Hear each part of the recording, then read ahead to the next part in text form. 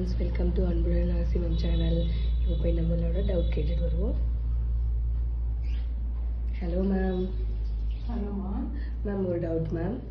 Last வீடியோவில் pregnancy பற்றி சொல்லியிருந்தீங்கல்ல ma'am, அந்த இன்ஜெக்ஷன் எந்த ஸ்டேஜில் நம்ம எப்படி போடலாம் அது மட்டும் சொல்கிறீங்களா மேம்? இன்ஜெக்ஷன் பற்றி நம்ம பேசி முடிச்சிட்டோம். நம்ம இப்போ பிளட் கொடுக்கறத பற்றி தான் பேசிட்டு இருந்தோம்.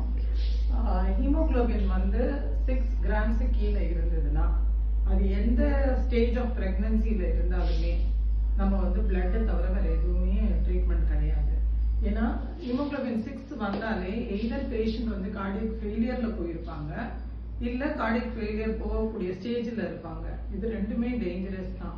இது ரெண்டுமே நம்ம ப்ரிவென்ட் பண்ணி ஆகணும். ஸோ பிளட் டிரான்ஸ்ஃபியூஷன் தான் ஒரே வழி. ஹீமோகுளோபின் >6 இருந்ததுன்னா அந்த பிளட் டிரான்ஸ்ஃபியூஷன் தான் கம்பேட்டபிள் பிளட் ஹாஸ்பிட்டல் செட்டப்ல தகுந்த டாக்டர் கண்காணிப்புல தான் ஏற்றிக்க முடியும். ஸோ அந்த லெவலுக்கு போகாம ஹீமோகுளோபின் <6 லெவலுக்கு போகாம இருக்கிறது தான் புத்திசாலித்தனம். அதுதான் பெண்ணின் ஆரோக்கியத்துக்கு நல்லது.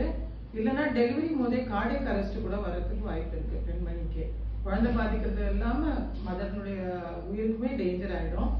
ஸோ நான் நெக்ஸ்ட் வீடியோவில் இது வரைக்கும் சொன்னதை ஒரு கன்சைஸ் பண்ணி உங்களுக்கு ஸ்டெப் பை ஸ்டெப் எப்படி அனீமியா எப்படி கரெக்ட் பண்ணிக்கிறதுன்றதை நான் சொல்லிடுவேன். பெண்ணின் ஆரோக்கியமே குடும்பத்தின் ஆரோக்கியம். Thank you ma'am. தேங்க்யூ.